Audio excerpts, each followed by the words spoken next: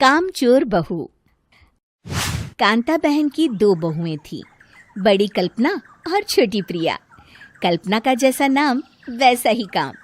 सारा दिन कल्पनाओं में रहती, ना कोई काम करती न कोई धाम। अरे कल्पना बहू, जरा अच्छी सी चटनी पीस दे, आज कुछ मजेदार खाने का मन है। पेट में जलन हो जाएगी माँ जी बुढ़ापे में, और वैसे भी मेरा काम करने का वक्त शाम का है, अब प्रिया को ही बोल दो। इतना कहकर कल्पना वहां से चली जाती है। कांता कल्पना के ऐसे रवैये से काफी परेशान रहती हैं। मैं बना देती हूँ माँ चटनी। ऐसा बोलकर प्रिया माँ को चटनी बनाकर प्लेट में खाने को देती है कि तभी वहां कल्पना आ जाती है। अरे वाह चटनी, जरा चक्कर तो देखूं, बड़े दिन हो गए। अरे नहीं बहू, तू तो रहने ही दे चटनी खाना, पेट में जलन हो जाएगी।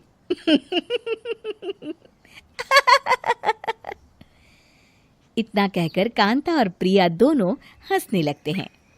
कल्पना सारा दिन या तो मोबाइल में यूट्यूब देखती या फिर सोती रहती। उसका कमरा भी बिखरा और गंदा रहता। एक दिन कल्पना का पति अशोक उससे कहता है, अरे कल्पना, जानवर भी उस जगह को साफ कर लेता है जहां वो बैठता है, तुम तो इंसान हो, कैसे इतने गंदे कमरे में रह लेती हो? देखो सारा सामान यहाँ वहां बिखरा पड़ा है। ज्यादा अपनी माँ का बोल ना बोलो। हाँ, कमरा तुम्हारा भी तो है, गंदा लग रहा है तो साफ कर लो। पता नहीं तुम्हारे साथ मैं कैसे जिंदगी बिताऊंगा। इतना कहकर अशोक वहां से चला जाता है। कल्पना बस खाना खाने कमरे से बाहर आती और फिर से कमरे में चली जाती। इससे कांता बहन काफी परेशान रहती। एक दिन प्रिया कांता से कहती है, माँ, मैं सारा दिन काम करके थक जाती हूँ, आप कल्पना दीदी से कहिए ना कि सुबह और शाम का काम बांट ले। मैं तो अब सिर्फ एक वक्त का ही काम करूँगी। हाँ। अरे तू वो भी ना करना, एक बहू तो कामचोर थी ही, दूसरी भी आ गई काम ना करने के बहाने लेकर। तभी वहां प्रिया का पति रमेश आ जाता है। माँ, मैं देख रहा हूँ भाभी कोई काम नहीं करती, प्रिया सारा दिन घर और रसोई का काम करती है, अब कुछ करो ना माँ। कांता मन में कुछ सोचती है और कल्पना के पास जाती है। कल्पना फोन पर मेकअप करना देख रही होती है।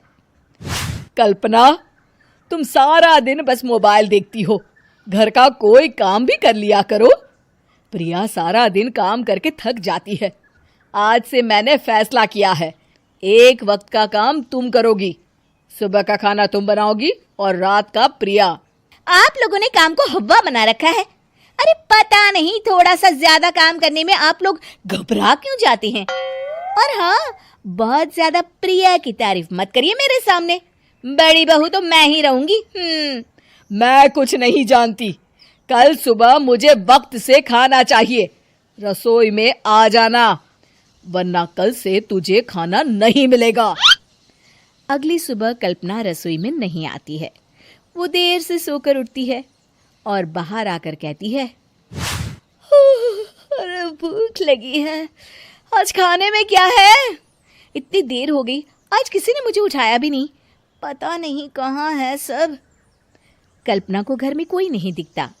वो रसोई की तरफ जाती है जहां बड़ा सा ताला लगा होता है। अरे रसोई में ताला! ओ, मैं तो भूल ही गई थी।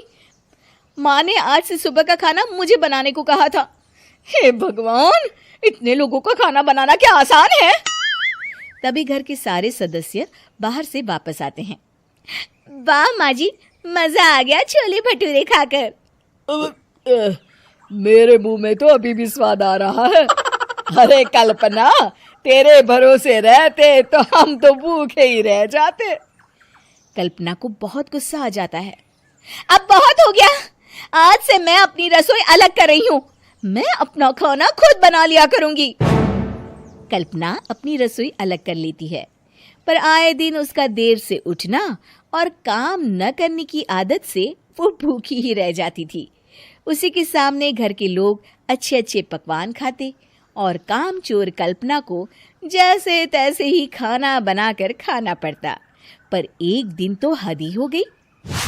माँ, दीदी आज सुबह से कमरे से बाहर नहीं निकली, हमें जाकर देखना चाहिए। सो रही होगी कामचोर कहीं की, पर तुम कहती हो तो चलो देख लेते हैं उसे। कल्पना कमरे में पेट पकड़कर बैठी होती है।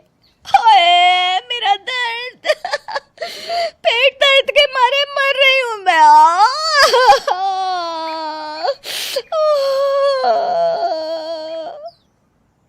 अरे दीदी, क्या हुआ?